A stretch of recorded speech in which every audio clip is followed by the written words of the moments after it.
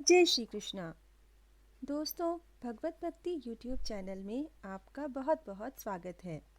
आज मैं आपको सुनाने जा रही हूँ नाग पंचमी की कथा। श्रावण मास की शुक्ल पंचमी नाग पंचमी कहलाती है। इस दिन नागों का पूजन किया जाता है। नाग दर्शन का विशेष महात्म्य है। इन दिनों सांप मारना मना है। पूरे श्रावण माह में धरती नहीं खोदी जाती। नागपंचमी को विशेष रूप से धरती खोदना मना है। इस दिन व्रत करके सांपों को खीर या दूध पिलाया जाता है। सफेद कमल पूजा में रखा जाता है। चांदी, काठ व मिट्टी की कलम से हल्दी चंदन की स्याही से 5 फल वाले नाग की छवि बनाकर उसकी पूजा की जाती है। सपेरों को बुलाकर सांपों के दर्शन किए जाते हैं। बांबी की पूजा की जाती है व पूजन के बाद कथा सुनते हैं। कथा इस प्रकार है। किसी राज्य में एक किसान परिवार रहता था। किसान के 2 पुत्र व 1 पुत्री थे। एक दिन हल जोतते समय हल से सांप के 3 बच्चे कुचलकर मर गए। नागिन पहले तो विलाप करती रही, फिर उसने अपनी संतान के हत्यारे से बदला लेने का संकल्प किया। रात्रि के अंधकार में नागिन ने किसान, उसकी पत्नी व दोनों लड़कों को डस लिया। अगले दिन प्रातः किसान की पुत्री को डसने के उद्देश्य से फिर से चली, तो किसान कन्या ने उसके सामने दूध का भरा कटोरा रख दिया। हाथ जोड़कर क्षमा मांगने लगी। नागिन ने प्रसन्न होकर उसके माता पिता व दोनों भाइयों को पुनः जीवित कर दिया। उस दिन श्रावण शुक्ल पंचमी थी। तब से आज तक नागों के कोप से बचने के लिए इस दिन नागों की पूजा की जाती है। नाग पंचमी की दूसरी कहानी।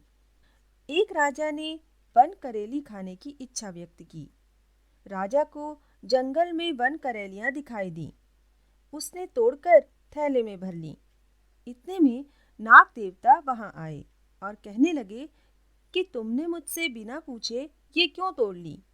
तो राजा हाथ जोड़कर बोले कि मेरी स्त्री गर्भवती है। उसने खाने की इच्छा व्यक्त की थी।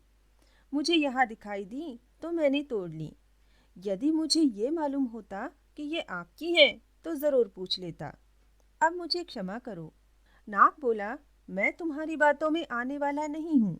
या तो करेलियां यहाँ रख जाओ या वचन दो कि अपनी पहली संतान मुझे दे दोगे। राजा करेलियां घर ले आया। वह पहली संतान नाग को देने की बात भी कह आया। रानी से उसने सारी बात कही, तो भी रानी ने करेलियां खाने की इच्छा न छोड़ी। यथा समय रानी ने एक पुत्री व पुत्र को जन्म दिया। नाग को पता लगा तो पहली संतान को मांगने लगा।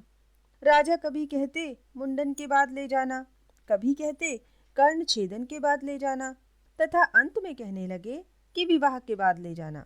नाग पहले तो राजा की बातें मानता रहा, पर जब राजा ने शादी के बाद ले जाना कहा तो नाग ने सोचा कि शादी के बाद तो कन्या पर पिता का अधिकार रहता ही नहीं।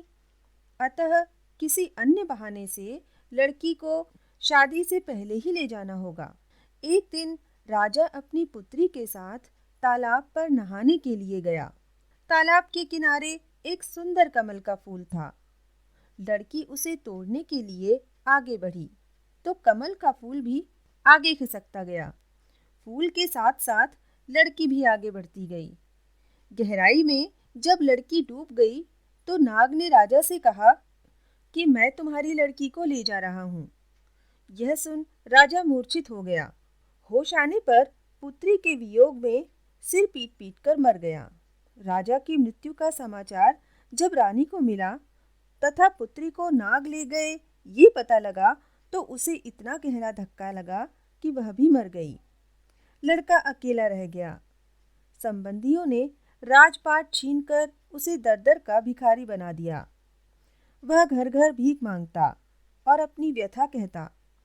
एक दिन जब वह नाग देवता के घर भीख मांगने गया तो बहन को उसकी आवाज जानी पहचानी लगी। वह घर से निकली तथा अपने भाई को पहचान लिया। प्रेम से उसे अंदर बुला लिया दोनों भाई बहन प्रेम से वहीं रहने लगे। इसलिए भी नाग पंचमी का त्योहार मनाया जाता है। दोस्तों, अगर आज की वीडियो आपको पसंद आई हो तो इसे लाइक करें और शेयर करें। जय श्री कृष्णा।